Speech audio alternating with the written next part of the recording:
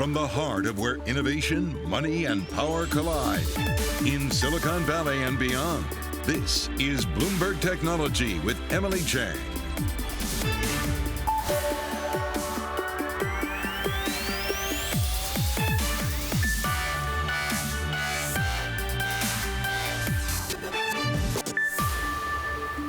I'm Emily Chang in San Francisco, and this is Bloomberg Technology. Coming up in the next hour, a tumultuous May for markets ended almost exactly where it started. What does it mean to tech valuations in summer months to come? We will discuss. And could online dating be the one market that will be spared? We'll talk to an analyst who says companies like Bumble, Tinder, and Hinge are recession-proof. Plus, from where the next COVID wave will hit to just how high inflation will go to the winners of the Grammys, a new predictions market lets you bet on just about anything. We're going to meet a controversial exchange that's actually legal for now. And finally, the Supreme Court just blocked a Texas law that could transform Twitter and Meta. We'll have a report live from Washington. All of that in a moment, but first, let's get a look at the markets and stocks, in particular tech, ending May almost exactly where they started this month. Our Ed Ludlow here with the latest. So, Ed, what was all the fuss about then? It's like one of those days where you just rip up the script. You know, I was here, I was prepared for you, Emily. I had this whole spiel about how the NASDAQ 100 was higher on Tuesday, headed for its fourth straight day of gains, best run since March. Nope. Last 15, 20 minutes of the session, we're down 0.3% on the NASDAQ 100. Inflation fears starting to creep in. Also, semiconductors suffering down 0.5 percentage point. A big jump in yields coinciding with that. You see the yield in the US 10-year Treasury at 2.85%. And the only real upward trajectory in the market being Bitcoin, that traded over the long holiday weekend here in the US from $29,000 per token to around $31,000. You talked about it, the month of May. Let's take a look at where we ended. I actually have seen this few times in my career. The S&P 500 up 0.01% in the month of May. This is exciting stuff. This is what we're here for, following these markets. A different story in the tech-heavy NASDAQ 100, down 1.7%. The NYSE FANG Plus index, very tech-heavy, mega-cap-heavy index, down 1.6%. Semiconductors, though, having a good month. There's still a lot of concerns that the bear market we see in technology stocks has more legs to run. We're particularly focused on inflation. We're particularly focused as well on valuations. Even though they've come down, are they too high? Some breaking news after the market. Salesforce in with earnings, rising in aftermarket trading, raising its full-year EPS target, now up 7%. Really bullish signals that corporate spending on software, at least, is intact. And two very quick stories I want to tell you about. US-listed Chinese tech companies having a great day Tuesday. Economic data out of China painting a much more positive picture. Signs that COVID restrictions are easing. Two names I'm looking at, Alibaba, JD.com, both showing gains throughout Tuesday's session. And a very quick programming note, if I may, Emily. We got news after market that Meta, the parent company of Facebook, will change its ticker on June the 9th, pre-market, from FB, formerly for Facebook, to META for Meta. Just one for the calendar. We've been waiting for it, Ed. Thank you. I want to stick with the markets now and specifically talk tech with Michael Wolff of Activate. Michael, always good to have you back here with us. So look, what do you think all the fuss was about? We saw the ups, we saw the downs, and then at the end of the month, we're back right where we started? Well, I mean, part of this reflects that investors are concerned that the growth rates are slowing down. It's not as if these businesses aren't growing quickly. And yes, they're concerned about rates, but to a large extent, this is a correction. It's not a bubble bursting. And in fact, when people keep making this comparison to 1999, 2000, and they're saying, oh, it's another wave of this. But in reality, though, we have companies that have real profits, that have real businesses. And in the tech bubble in the early 2000s, what we had was business plans and not a lot of revenue, and certainly not earnings. So here's the question. Is it overvalued or not? And if so, what is overvalued? I mean, I think we saw right and left the market caps of these companies being driven up, not almost illogically, because they were looking at tremendous growth rates. So if you look at a company like Netflix, which is down over 60%, like Netflix has over 250 million paying subscribers. So it's yes, we're seeing a correction in the value, but this is a substantial business, and we're going to expect it to see it continue to grow. And if you look at other Shopify is down by 2/3. This is an amazing business. It's going to continue to grow. It's going to continue to deliver. There's just a difference between the market valuations and expectations. Michael, you've been around a long time. You've got folks out there comparing this to the dot-com bust. Do you think then that is totally overblown? I think it's totally overblown. The reality is that these are substantial companies. They've had substantial growth. They are leading in a lot of cases. They're having moats around their business, which makes it very difficult to compete against them. It's a totally different situation.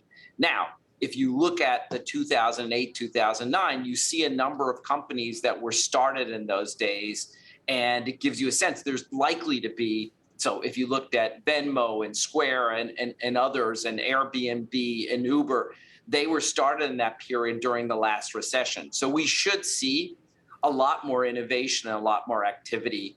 But these companies are substantial, and they're going to stay substantial. What do you think about the M&A market? Obviously, we've seen this massive Broadcom VMware deal. I wonder if that is in a league of its own on the heels of, maybe Twitter, which is also a unique situation. And then, of course, there was Microsoft and Activision. But are we going to see more big-time M&A through this tumultuous period or not? Well, I mean, to a large extent, it's going to be different. There's going to be different buyers. So one of the places where we should see a lot of M&A is in enterprise software. So if you look at the take private of McAfee, if you look at Salesforce and Slack, those are the kinds of acquisitions that we should continue to see. Now, one of the things that's also different is we're likely to see more private equity deals. So if you look at, we have Nielsen's take private at 16 billion. We have other businesses like Thoma Bravo's purchase of Proofpoint. We're going to see a lot more because the market we're seeing some capitulation in terms of pricing. And this is a moment when private equity firms can rush in and they can find businesses that were way overvalued versus a year ago. All right. Michael Wolff of Activate. Always good to have you on the show, Michael. Thank you for giving us the silver lining on some of this stuff. Meantime, Taiwan-based iPhone maker Honhai expects supply chain disruptions to gradually clear up as Shanghai slowly opens to trade after months of COVID lockdowns. Honhai chair Young Liu told shareholders the company is more upbeat now about its 2022 sales outlook than before. Honhai, of course, is Apple's largest assembly partner. Coming up, the startup that lets you bet on everything from award shows to new COVID waves. My exclusive interview with Kalshi founder Luana Lopez-Lara. Next, this is Bloomberg.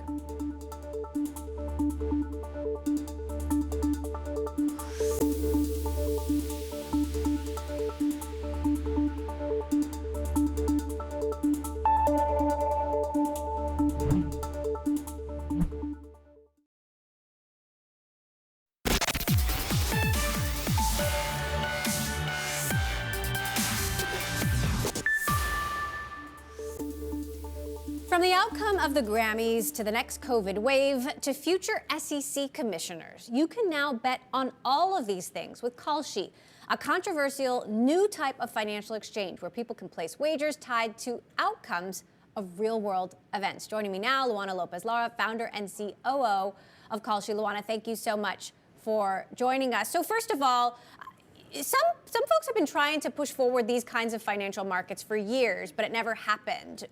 How did you make this work? First of all, thank you so much for having me here, Emily. And yeah, so we get this question actually fairly often, and the answer isn't what most people expect.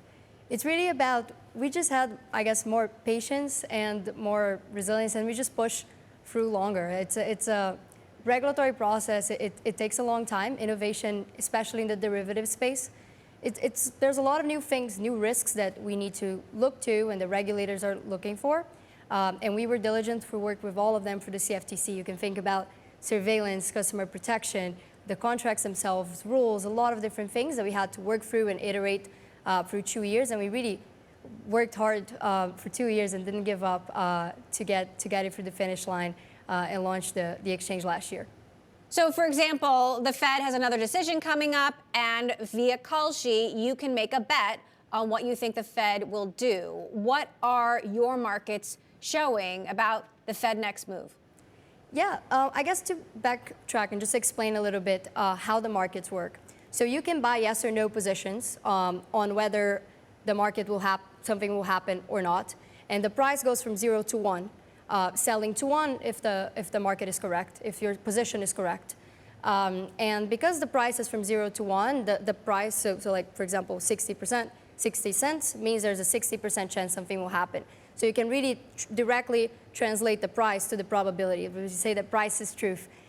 With the Fed markets, we have different markets for every FOMC meeting. So for 25, 50, or 75 basis points hikes, our markets are saying that for the June FOMC meeting, we'll be seeing a 50 basis point hike with 95% chance. The markets are also saying that the July meeting will see another 50 basis points hike with 90% chance. And across the whole year, the markets are expecting 10 Fed hikes versus, I think a couple months ago, it was predicting around 7. So definitely a lot of hikes coming.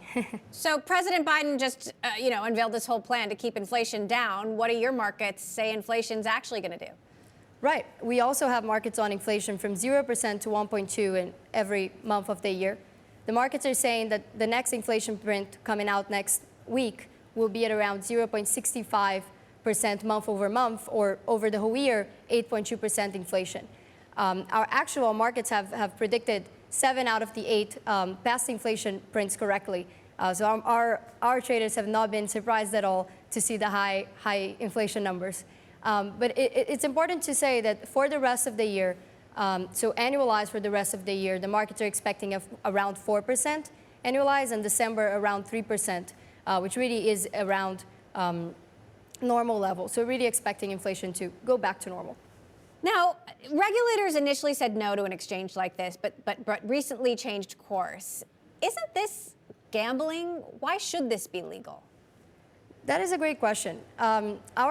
We are an exchange the same way that CME or the New York Stock Exchange are exchanges. And you trade events on our exchange the same way you trade stocks or futures on CME or the New York Stock Exchange. We are basically just a trade matching engine that matches different people trying to take different positions. So if you take our Fed markets, for example, right? Our markets are a way to trade, hedge, or get exposure to Fed events, the same way interest rate swaps are designed to do. But ours are made in an exchange, in an accessible and simple way. We really think that bringing it to people have actual risks associated to this, like if you have a student loan tied to the 10-year Treasury, or if you're trying to refinance your home, you have real risk associated to the Fed raising rates, and you should have access to the same types of benefits that Wall Street does. This isn't gambling. This is finance at its best. It's about hedging risk and getting exposure to what you face risks in your everyday life. Now, I'd love to learn a little more about your personal story. I know you're from Brazil and you studied Bolshoi ballet, which I assume was hours a day. How do you go from, potentially becoming a professional ballerina to going to MIT and launching a markets startup? Well, that is a great question. I definitely have an unconventional path. So I used to be a professional ballerina. I used to train, as you said, 8 hours a day at the Bolshoi Ballet, and I worked professionally in Austria for a bit. And I think that really changed and marked how I am as a person. I think a lot of discipline and a lot of sacrifice and looking to more longer-term payouts versus very short-term payouts, I think definitely helped with starting Kalshi. But I was always fascinated by math and science. So I went to MIT to study CS and math, and at the very beginning got fascinated by the finance world, history of markets, market structure. And from then it was worked at a couple of hedge funds, but I really wanted to make a mark of my own. So encountered the Kalshi problem, which for us really is people should have the same access, everyday businesses should have the same access that institutions have to hedge risks they have associated to events. Most trading is based on events. You think rates are going to go up, you do this in the stock market. We want to bring this to everyday people and let them do the same and have the same benefits. So yeah, definitely a convoluted story, but I think it all adds up in the end. Last quick question. What's your position on crypto then? Isn't that, a market that's already pretty well established where you've got high risk, high reward? Why not put your money in crypto instead?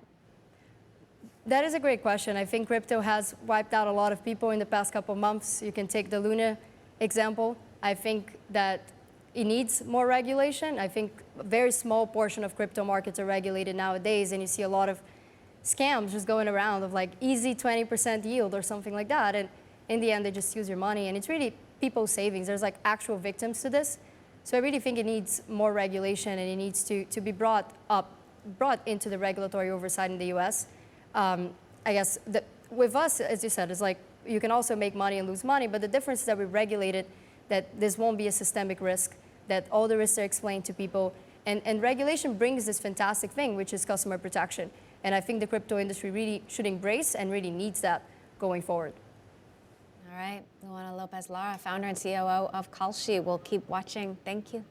Thank you. Coming up, the Supreme Court has blocked a Texas law that could transform Twitter and Meta when it comes to hate, extreme speech, and more. We'll dig in next. This is Bloomberg.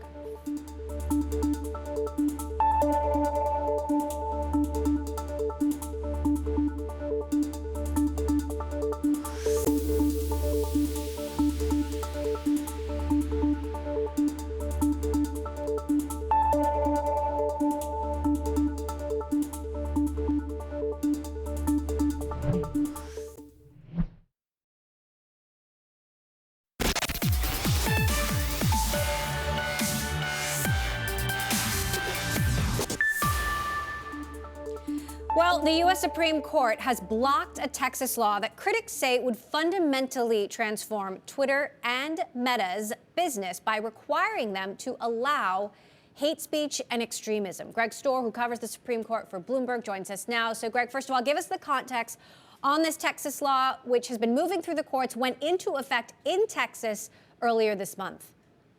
It did, and the social media industry had been very worried about it. The appeals court didn't give any explanation for letting the law take effect, and the social media companies said the impact on them would be tremendous. They would have to radically change their operations to remove the ability or to make it such that they could no longer essentially moderate content. The Supreme Court let that ruling, that lower court order, stay in effect for a couple of weeks, and now finally the court has intervened and said, yes, we're going to block that law again.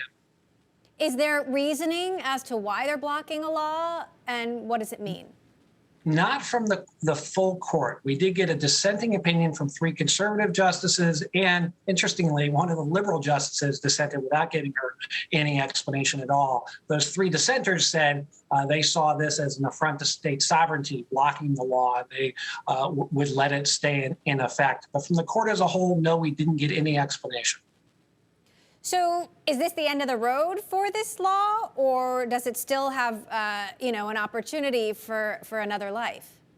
Now, it still has an opportunity. This just blocks the law while the litigation goes forward, and that litigation will go forward before that federal appeals court that said the law could take effect. So there may be still be some serious fights on the hands of the social media companies and their trade groups, which were the ones that sued to challenge this law. One other thing to note here is that there's another law a lot like this in Florida. That one was also blocked by a federal appeals court last week. So give us some examples. If this law is upheld, give us some examples of what Twitter and Facebook would not be able to do that they do now. Well, the law says you can't engage in what's known as viewpoint discrimination. And what that means is you can't say, oh, that's hate speech, and because it's hate speech, we're gonna take that down, or we're gonna block it. So the social media companies say we would have to allow neo-Nazi screeds, we would have to allow anti-gay screeds, and really would not have that ability to serve as kind of a traffic cop on their platforms. Okay. Greg Storr, Bloomberg News, thank you. We'll continue to follow that law and the Supreme Court's next take. All right, well, buy now, pay later is a popular option for the youngest generation, but as the economy takes a tumble, many are struggling to repay all these small loans. Joining us now, the CFO of Fern, Michael Linford. Take a listen to him earlier with Bloomberg's Sonali Basak. I think it's really important that investors, the media, the users of our product understand just how different Fern is. We're different from both the traditional financial institutions who offer revolving credit products, and we're different than the BNPL competitors that I think are being poked at in that particular analysis. Well, a lot of our mission, go ahead. Yeah, a lot of those competitors, they've never seen a down cycle, and we're about to experience something of the sort now. So do you think that they're going to experience something of a washout there? I think you're already seeing pressure on a lot of these players. You have people like a firm who takes our mission, and our mission has created a business model that makes it so that we don't charge late fees, we don't allow consumers to revolve on debt, we do not allow deferred interest. And these kind of consumer-oriented positions in our business has made it so that we don't have a choice but to underwrite very carefully. We have no way in our business model to support consumers who don't pay us back. In our most recent quarter, we posted unit economics of 4.7% of GMV, 70 basis points ahead of our long-term guidance. We stand out amongst all the other players. You have some players who are doing headcount reductions to try to save costs in order to afford these credit losses. And we're in the opposite position. We're very front-footed. We're adding to our team because our unit economics are in exceptionally strong position right now because of our world-class underwriting. And that's not an accident. We had to build that based upon how our business model was built from the first day and how we treat consumers. You know, the other thing you had mentioned, too, is that you're in a position to grow from here, even in a tough environment. What kind of hiring plans could you have ahead, especially as you're seeing that some of your rivals are cutting their workforce? Yeah, we really like our position in the market. You saw earlier this month, we hired a bunch of engineers from a payments company that was having a hard time and they were winding up operations. We view this as one of the better markets for labor right now, where we have a strong need to build great products. We're not constrained in terms of our opportunity. We help enable the world's fastest growing payment method, and we're in the very early innings of what our category will become. So we need a big team of engineers to go tackle that opportunity. And so we're very excited to be able to aggressively grow our business, again, responsibly. A firm CFO there, much more ahead. This is Bloomberg.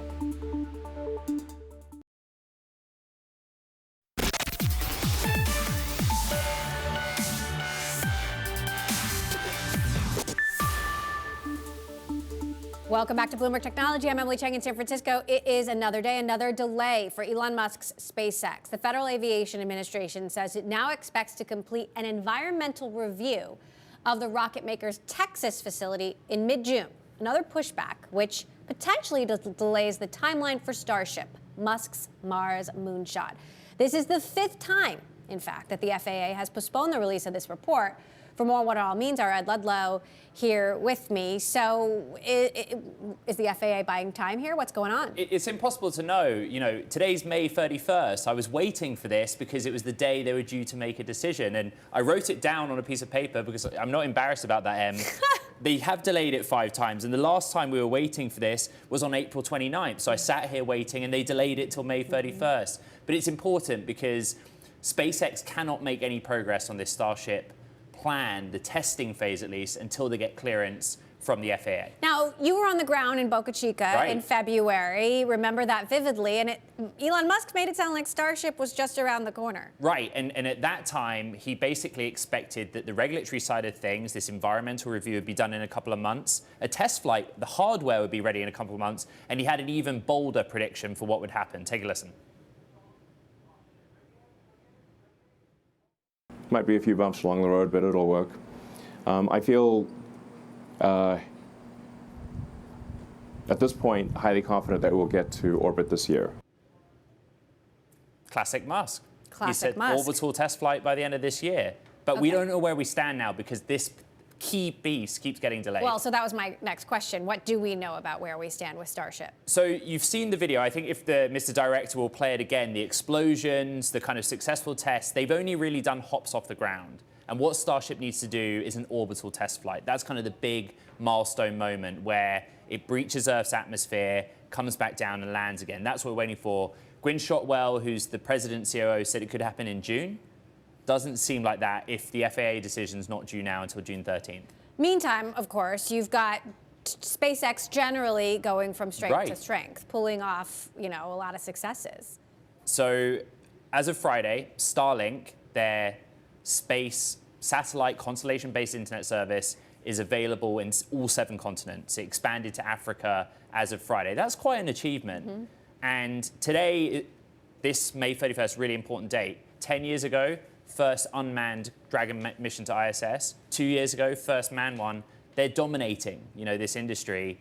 But we really care about Starship because it's, like you said, it's the Mars shot or the Moonshot. All right, Ed Ludlow, thank you. We'll keep watching. You'll keep us posted.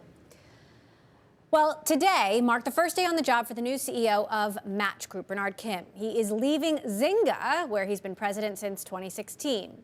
He's taking over for Shar Dubey, who's been at the company for the last 16 years. It is a pivotal time for dating apps, especially as we emerge from the pandemic and much of the world faces inflation. I am joined now by Shweta Kajuria, an analyst at Evercore, who just published a deep dive on not only Match, but also Bumble. So, Shweta, what do you make of this new leadership and also coming from the gaming space to online dating? Is that a good thing? Well, we'll have to see. He's done a good job at Zynga. Match is slightly different, but also similar in a lot of ways. There are 2 things that are good, I think, are one, that there are some similarities between what he did at Zynga and at Match. Portfolio of assets and a global business, both in favor of what Match's strategy is. The other thing that's good is that Shar is not really leaving. She is going to be part of the board, and she will be working as an advisor to Bernard. And also, it's not the CEO change is not a turnaround story. It's not like Peloton where you have to rework everything. This is a functioning business. It's a strong leader in online dating in its category, a global business. And he's going to come in, and it's going to be business per usual, at least for the near term. And then as he settles in, he will throw in his own strategy as he gets comfortable. So I don't think there will be huge turbulence in the business as he comes on board. So let's talk about your new report, because you're basically saying that you think online dating, and as we go through all of this market volatility, you think online dating is recession-proof. Why? Well, largely recession-proof. The beauty of or the challenge of being in consumer internet is that none of our names are recession-proof, really. So they're certainly impacted by inflation, but when you compare it to the rest of our coverage, yes, they're largely resilient. Our survey shows that almost 80% of those who are actively looking for a relationship are going to use the online dating apps just as much or even more over the next, call it 6 months to 12 months. And so that tells me that usage is not going to change. The second read-through was that if there is inflationary pressure and there is a recession in the next 6 months, most of them, of our survey respondents, said that they would be willing to pay about $17 a month on average for an online dating app. And that's where we are today. So it's not that they would pay any less. Now the question is, well, Bumble is slightly more expensive, so would that come from Bumble? And I don't think so. I don't think that may be the case either, because Bumble has several different tailwinds.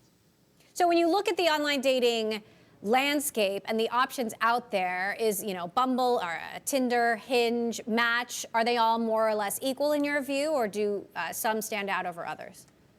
I think some stand out over others. What our survey also showed is that Bumble is really gaining market share. And one of the biggest investor questions into the Q1 print was, where's the market share shift? Is Bumble gaining share from Tinder? Is it something else? Our survey shows that really Tinder continues to be the leader in the market, but Bumble is gaining share from Plenty of Fish and eHarmony. So other apps that have been around but may not be as powerful as a Bumble. And so in the United States, our survey shows it's Tinder as number 1, Bumble as a clear number 2, And Hinge is also gaining ground to now number 4, back from number 7 last year. So not all apps are created equal, even though the target market may be slightly different depending on your background or one's background. But what Match and Bumble are doing with the product is certainly superior to some of the other apps out there.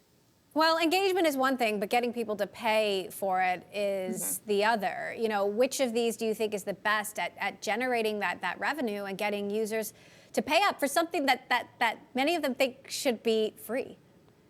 Yeah, great question. Almost all of these are freemium models at different prices, at different price points. But our survey shows that most users are willing to pay for Tinder, eHarmony, Match, Bumble, and Hinge. These are the top 5 paid-for apps. And some of the reasons for eHarmony and Match is also because of the demographic. They're older age folks who may have greater savings and are more serious about relationship, and that's why the payer conversion is slightly greater in those apps. But at the same time, on average, our survey shows it's about 30% conversion, which maybe is a little skewed because I know that Bumble's conversion rate is slightly lower. But the point still holds that there's long runway for growth in terms of how many users there are that use for free, and then how many the potential there is that they can convert. And the other thing I'll add is it's not only subscription. They're now also adding a la carte services. You can buy a feature instead of just paying for a monthly subscription, and you can just pay as you go as you use more features, and that's also gaining share. So what are the risks to the online dating sector? Well, the risk is that the reopening across geographies is not the same. So, for example, Japan is number 2 market for Match, and that has been very slow in terms of seeing the reopening and people actually meeting in person. And that has been a drag on their growth rate because Bumble, Pairs, and Tinder are both really big in Japan. So one of the biggest risks is the reopening curve across different geographies. The second risk is that not all demographics are the same. And so if there is inflationary pressure, it is possible that some apps may lose share over others. And that'll be the question of which ones people decide to keep versus let go. All right, Shweta Kajuria, analyst at Evercore. Thanks so much, Shweta, for joining us. Thanks for having me. All right, coming up, the crypto winter continues. Is it time for investors to get out or double down and build a bigger stake for the long term? We will discuss next. This is Bloomberg.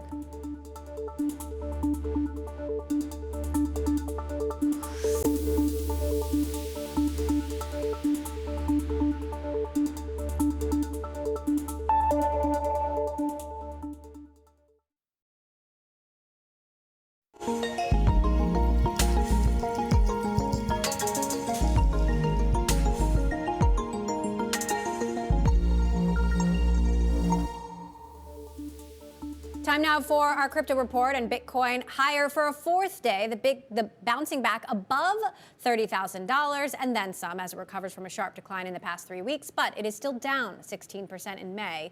Our crypto contributor Sonali Basic here with more. So Sonali, when you look at the broader equities picture, we're kind of back where we started here at the end of May, but with Bitcoin still significantly down. Why? Yes, what goes around keeps going around, Emily. It goes around and around. So when you talk about Bitcoin here, the price movements here, on one hand, you have a lot of people saying, okay, it's time to build. It's time to put our heads down in a down market and really, make projects that will last for the long term. So where are we? Bitcoin has really risen in the last week. It has not risen past 32,000, but it is above that 30,000 level. We are down meaningfully on the month, as you said, about 16%, while the S&P has not moved much at all. The questions moving forward will be about correlations. I also want to draw attention, Emily, here to Ethereum. Why? Because Ethereum is also down, not just on the month, but on the week as well. So you have seen a divergence in the last week between the two large cryptocurrencies. The questions moving forward here, well, how will they react in relation to each other, and react to the rest of the crypto universe, and in reaction to a lot of the macro environment that we've been watching so closely this month. And, we've been talking about those venture funds. How will they deploy money in this continuously down market? All right, Sonali, thanks much. We're going to hear more on this from Elise Killeen, founder and managing partner at the Bitcoin-focused venture firm Stillmark, who talked about all of this and more with my colleagues Matt Miller and Kaylee Lines. Take a listen. Bitcoin companies historically have really thrived in crypto winters. It's a time to build, it's a time to be focused on sound tech, and Bitcoin is that. So, I mean, we've seen Bitcoin moving back towards the lion's share of market cap. It's so fascinating that Bitcoin can be, I think right now, 45% of the market cap of all crypto, and we're talking about 20,000 some coins. Is this not an existential crisis?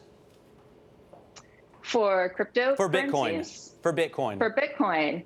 So I think that Bitcoin's mascot is the honey badger. And what that represents to the community is that Bitcoin as a sound tech sort of hasn't cared about what's happening around it. It operates very independently. And in fact, that's the purpose of the protocol. Bitcoin was invented, it was emergent of 2 decades of work on how to build an open and fair financial system that could serve the underbanked and the unbanked in the same way that it served the wealthy and privileged. And so Bitcoin and Bitcoin builders are generally really heads down. Now, I think something interesting that's happening today that you see reflected in the markets, in the crypto markets and in the Bitcoin market, as well as in the broader macro environment, is that there's a collision of 2 things. Bitcoin is cyclical. Its cycles have been historically driven by halvings that affect miners. And so we see about a 3 to 4 year cycle for Bitcoin, which has an impact on the rest of crypto, of course. But now we've also seen a macroeconomic downturn, and Bitcoin trades as a risk on asset currently. I think that over the long term that will change, but today that's the case. And so these forces are at play in how we see what we see happening with Bitcoin's volatility. However, if we look back historically to 2008, and another example of a challenging macro environment, what we saw then was that new paradigms introduced by cloud and mobile were really powerful tailwinds for fledgling companies. Are we going to see, by the way, Elise, any new way of, is proof of work going to be a thing of the past, or is it still the only trustworthy way to maintain the blockchain? Proof of work is a thing of the future. So it's the only trustworthy way to maintain a decentralized and fair payments and financial system, and that's Bitcoin. But the economics of mining, the economics of proof of work, incentivize investment, major investment in sustainable energy. We know that today the sustainable energy represents about 58% of all energy used for mining. And that's a 60% year-over-year growth, so 60% increase from Q1 2021. Now, the fact that Bitcoin mining has been able to so quickly transition to a sustainable energy source as the dominant source, I hope will be an example for other sectors to follow. Elise Colleen there, founder and managing partner at Stillmark. Coming up, the future of cloud growth. We're going to talk about how market volatility is impacting the cloud and the next big trends in cloud and software ahead with Greylock partner Jerry Chen. This is Bloomberg.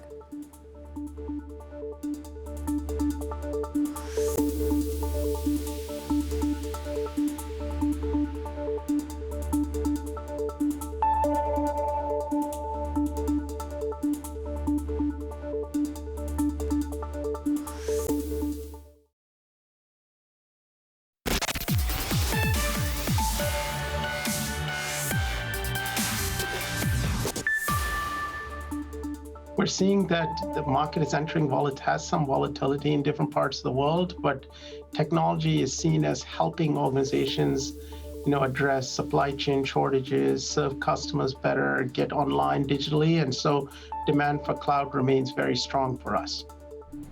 Google Cloud Chief Thomas Kurian there forecasting cloud's growth in the midst of choppy market conditions. And 2021 was certainly a banner year for cloud investing, with total VC funding hitting $50.3 billion. Our next guest has a forecast on where all that funding will go in this week's TEconomics. I want to bring in Jerry Chen now from Greylock Partners. So Jerry, share your forecast with us. Hey, Emily, thanks for having me back. Look, I think Thomas is right. In a volatile market and economy we're seeing right now, cloud actually is going to see increase both in market revenue, right? It's 200 billion run rate through all the big 3 or 4 cloud providers, but also from startups. We're seeing 50 billion plus last year in cloud investment by VCs, Greylock included.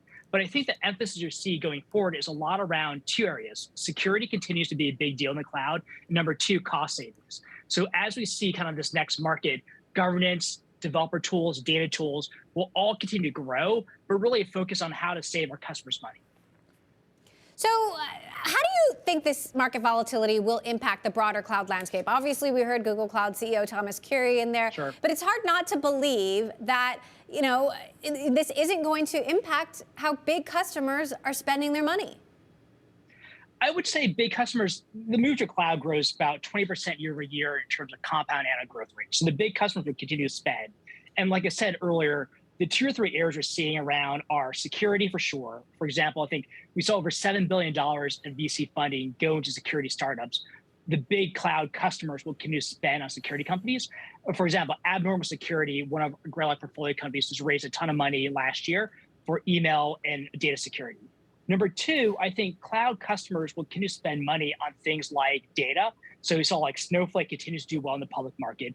Databricks continues to do well in the private market. But increasingly, startups in the Databricks and Snowflake ecosystem will be focused on how to save customers money around data costs. So I think the big 3 continue to grow. I think security and data and AI continue to grow, but increasingly a focus on customer spending and enterprise spending and how to reduce costs for the next 2 or 3 years would be a big focus. So how would you characterize VC sentiment? I mean, we've been hearing from VCs, pull back, batten down the hatches, you might have to take a valuation haircut. You might not be able to raise your next round when you thought you would. How would you characterize your sentiment broadly and then that sentiment when it comes to cloud? Sure. If you look at the data from, I think, Carta and PitchBook and other data sets out there, Series A valuations are down 20-25% from a year ago. I think Series C, Series D financing valuations are down from a year ago. And for sure, we're seeing a tightening of the venture market towards a bunch of ideas. But I would say my personal sentiment, Greylock sentiment, and the sentiment of our companies here is, look, if you have a distinct value add, like a hard return on investment for a cloud company. And that is, Emily, either securing the company through like security products, firewall products, improving the digital business of the company, like AI or machine learning to help transform the business, or 3, saving your customers money. So if you can reduce cloud spend, reduce storage spend, reduce data spend as a startup, you can have a hard ROI, and you're actually going to pop to the top of a CIO's wish list. So we say in the past 2 or 3 years, we've seen a lot of great ideas thrown out there. But in the next 2 years, we're going to see fewer and fewer companies really focus on saving money, improving the digital economy. Because if you're doing well in this market, show a really hard ROI, Emily, you're going to get more budget and more awareness from your customers. So I think you're seeing a separation in the market. The great companies will get more of the customer spend, and the tier 2, tier 3 companies will struggle to raise because they don't have a real hard ROI for the customers. So we're saying focus on. Well, would you say that trend also extends to hiring and layoffs? I mean, because we've seen hiring freezes and layoffs kind of across the board. Yeah, I think a lot of companies are looking at their burn rates and realizing that their economics were just upside down, right? So, hey, the burn rates are not sustainable. Where the capital markets are right now aren't guaranteed. They're going to raise either up valuation or even a flat valuation. So we're seeing a lot of companies say, hey, I'd rather be slightly conservative, save my money for the next, not 1 year runway, but 2 years of runway until the capital markets and venture markets get a little bit more predictable. Because I think just like the public stock market hates uncertainty, the private markets around venture companies and startups also hate uncertainty. So until we have a lot more certainty of what like the Series B, Series C, Series D financings look like, a lot of startups are going to be a little more conservative. But that said, if there's a good ROI on their spend on sales and marketing, Emily, they're going to continue to hire sales reps, continue to hire engineers. The good companies would do well. But I think we just need a little more clarity where the market's going. Jerry Chen, Greylock Partners. Great to have you back with us, Jerry. Thanks for giving us a view on the cloud ahead. And that does it for this edition of Bloomberg Technology. We'll be right back here tomorrow. I'll be joined by Resma Shaujani, founder of Girls Who Code, and David Kirkpatrick to talk about that new Supreme Court ruling on the Texas social media law. That's tomorrow. This is Bloomberg.